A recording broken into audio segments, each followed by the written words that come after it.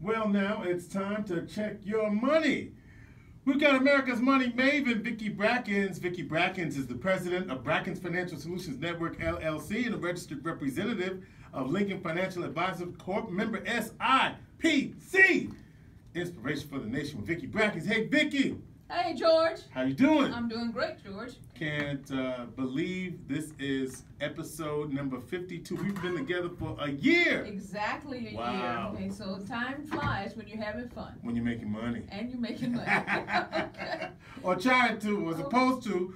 If No. When you're making, don't qualify. When you're making money. All right. Making moves and everything. All right, then. So listen, before I forget, I need to thank everyone. Yes. As far as our listening audience, because we have had a great 52-week run. Yes. And I really appreciate all of the comments and the people that I see on the street and the things that we've heard concerning, and on LinkedIn that we've heard, and Facebook that we've heard about what's going on with this segment. And I want to thank them and tell them it's been tremendous, okay, over the last 52 weeks. And we'll have to see what happens the next 52 weeks when we get into 2019.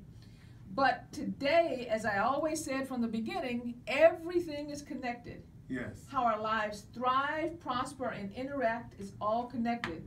So here's some things about our connections that I want to express today. First of all, our condolences to our members of the Jewish community for the horrific events that happened in Pittsburgh last week. Yeah. The shootings there at the Tree of Life Synagogue were, I don't know how to describe it, okay? But what I will say is this. When something happens in our community, no matter what community it is, it connects all communities, and we are passing or extending our condolences to everyone there, and hope that as time goes on, a healing process will begin. We hope so, and it's all of our concern, right? What's that saying? And then they came for me, so we need to stand up and be bystanders and do. Stop being bystanders. Stop being bystanders, right? And do something. Okay? Be empowered bystanders. All right. So also, I want to remind everyone that your prosperity and your ability to grow your net worth is connected intrinsically to the economic and political policies that you live under. If you remember from our pyramid or from our triangle, we went from poor to broke, to stable to prosperous, to rich to wealthy. The issues of political policy and economic prosperity overlap. It's like three concentric circles, and they overlap in the area of what we call financial well-being. Knowing this, George, I have one message for everyone. Everyone listen to me carefully. We listening. Get up, go vote. Period. Get up and go vote on Tuesday. And take somebody with you. Take somebody with you, but get up and go vote on Tuesday, November 6th. It's worth taking the time off from work. You need to get up and go vote. Often I hear the questions also like this, and which is what we're going to really. Would you want to say something before? Well, I just want to say, in terms of go vote, that's the theme of our show today. It's vote. We are telling people to go vote. NAACP is telling people just to remind us, souls to the polls. Uber and Lyft, so they're going to give people a ride. There's no excuse. My daughter filled out her absentee ballot. Okay. And it's in the mail. It has to be postmarked by tomorrow if it's going to count for Election Day. Exactly. My mother, okay, my 91-year-old mother, shout out to Ellen Brackens, filled out her absentee ballot to make sure that it was there in time. That's right. Because this year, every year is important. I love what Oprah said the other day. Yeah. About the fact that the blood that's in your veins came from the sacrifice of individuals around voting. You need to get up and go vote. Can I just say something, Vicki, real quick? When I voted every year since I was 18, and it is because of that, because of the people who were beaten, who were lynched, whose blood runs through my veins. I cannot afford not to honor their legacy by sitting my black behind home. I have to vote. You have to vote. I didn't mean to get all into that like that, but I'm sorry. But that's how I feel about that. But you know, I was talking about earlier that there's three concentric circles. Yeah. The political policies impact the economic prosperity of everyone, and that leads to your own personal well-being as far as your financial well-being. on that vein, I'm going to move forward here. Yes. Because we got a great question this week. We did. We got several, but this is the one that I want to concentrate on. And the question is this: what's the best way to save? Mm-hmm. How do I start investing? And are banks safe, or a safe way to save? Yes. And if you look at literature and you listen to conversations a lot about savings versus investing, one of the things that happens that is problematic, it is that we use these words too interchangeably. Interchangeably, yeah. They are absolutely not the same thing. I want everyone to hear me. These are not the same types of concepts, because one is involved with risk, where the other one is involved with taking an asset and preserving it. Mm-hmm. Saving and investing are things that we should do, possibly simultaneously, but they do not have the same purpose, nor do they necessarily have the same outcome. So let's talk about investing a little bit. Sure. And I want everyone, what's my favorite website? Investopedia.com. Investopedia.com. Right? So I encourage everyone to go back to Investopedia.com and look for something called the Investopedia Anxiety Index, IAI. Why is this important? When we're speaking about investing in particular, investing is an emotionally driven process. Mm-hmm. Behavior actually drives a lot of the results in the investment market. When you are investing, you are basically saying, George, I have a resource which I have earned. Here's how all these things are connected. I earned this through the use of my human capital. Mm-hmm. Remember that concept we had several months ago? Yes. Through the use of my human capital, my skills and my abilities created a revenue. That revenue was driven by a certain amount of time that I expended into creating either that skill or that knowledge that is being placed into the marketplace. So, because of that, anytime money leaves your hands, you feel an emotional impact. When you are making a decision to invest in something, then you are saying, I am transferring my human capital and giving over a level of trust to this particular entity, whether it be a corporation or an individual, to take my human capital and leverage it toward the future without any guarantees of what the outcome is going to be. That is really what you're saying. Right. Okay. So when we look at investing, we need to measure risk appropriately to what we feel is a level of risk, a level of trust that we can extend to someone else, whether it's a person or a corporation. That seems like 50,000 feet to me. 50,000 feet. What do you want else? Okay, well, how do you bring it down to 10,000 feet? Yes. Okay. Just so how do I get started? How do you get started? You say this.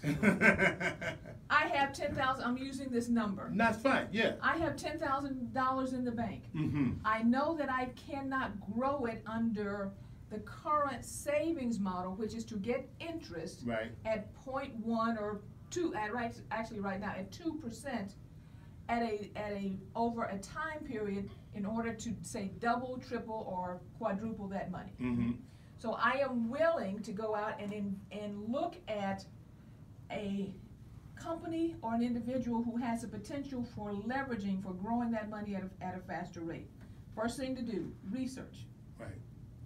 Research the individuals or the companies. I'm just going to say company at this point in time. We'll forget venture capital. We're going to say company's background. What is the product line that they have? Mm-hmm. You are taking your dollars and saying, I want to become a part owner in this. And then when you're looking at that $10,000, that means that I've done all of the other things to make sure that I can risk that $10,000. Okay, so I'm emphasizing over and over and over. There is risk involved in investing. Right. There is reward, But you have to be in a position to take on that risk. So whatever that number is for you, that's correct. Can you afford to lose it? Lose it. That's what we want to make it. Yeah. Okay. Let's keep it real. Okay. Can you afford to lose it? I'll say that exactly. Okay, yeah. Nice and plain. Can you afford to lose it? Right. If you cannot afford to lose it, or not have access to it, then you may not be ready for investing. Right. How do you make yourself or put yourself in a position of being able to afford to lose it? Key. Save. Save. There you go.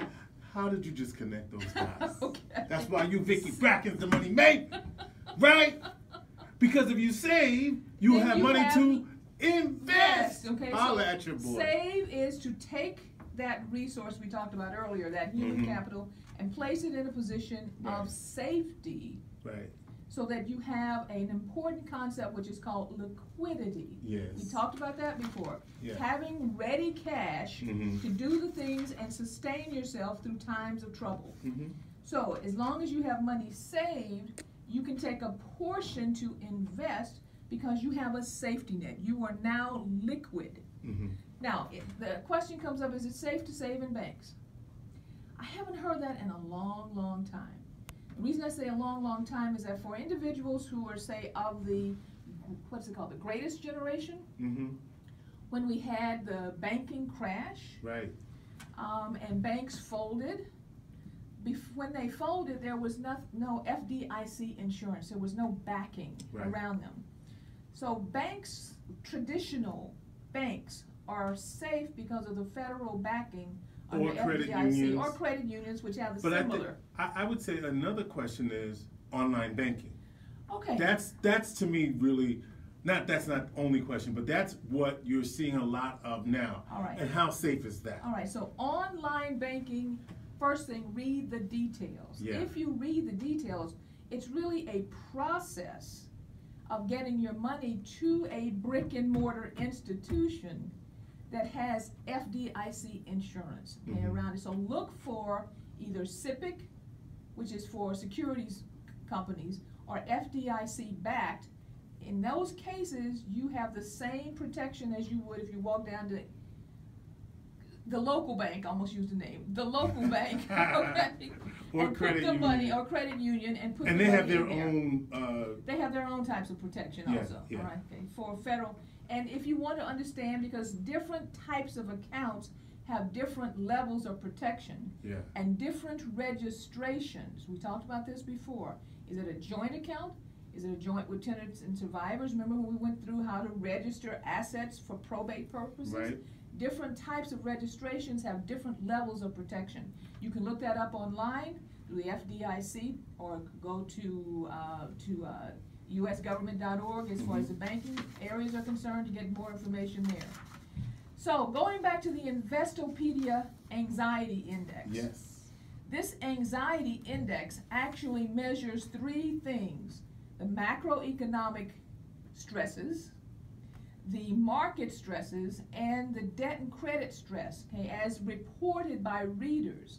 Not that readers are calling in and saying, I am stressed about the market, but what they're measuring is the level of traffic that they are getting as far as asking for through search.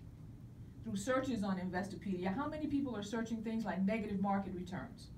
How many people are researching things like debt and credit? And they combine this to create what's called the anxiety index. If that index goes above 100, well, the norm is 100. So as long as it's staying somewhere in the 100 to 102 range, or 101 and a half, then we're in a normal environment. If it drops below 100, then we're in a very positive environment. If it drops into the 104 level or above, we're in a very, very, very negative level. Okay? Right now the index is at 101.22. Right on the edge, okay, before we start getting worrisome. Okay? Why do I care about these indexes? We need measuring tools as far as how people can gauge the level of stress within the marketplace against their own stress. So, let me ask you this. Yes. We got a wrap. Okay. We're getting a full plate. Yes. Oh, yes, we are. I'm sorry. You said Vicki could talk today. So you know I'm going to do it. I need to know when you, lastly, and quick, the best ways to save. Best ways to save? Like automatic. Systematic. Yeah, I was gonna say, and then Okay. like have Okay, it for most people, okay, systematic savings, even a direct deposit out of your paycheck, would be probably the best way, because once we develop a habit, and that is the way to develop habits, you don't feel it anymore after the first, second, third paycheck. So I'd say systematic, okay, savings out of your paycheck into either your bank account or your credit union account, but make sure it's not your account that you pay your bills from. You want a dedicated account around savings. If it's your operational account, the chances of you actually saving go down dramatically. Yeah. Because you spend it. Okay. Second thing, as far as getting started for your investing, your 401k plans are a great way to start. Again, it's systematic, but you can also work with your local financial planner or your investment advisor to set up systematic investment programs at a much lower level than most people think. All right, George, so at the end of this 52 weeks, yes, I encourage everyone to go to Brackens FSN.com. Again, Brackens FSN.com. If you have any additional questions, and I will say for this year, our plate is full. Well, thank you very much. Vicki Brackens. Vicki Brackens is the president of Brackens Financial Solutions Network, LLC, and a registered representative of Lincoln Financial Advisors Corp., member SIPC.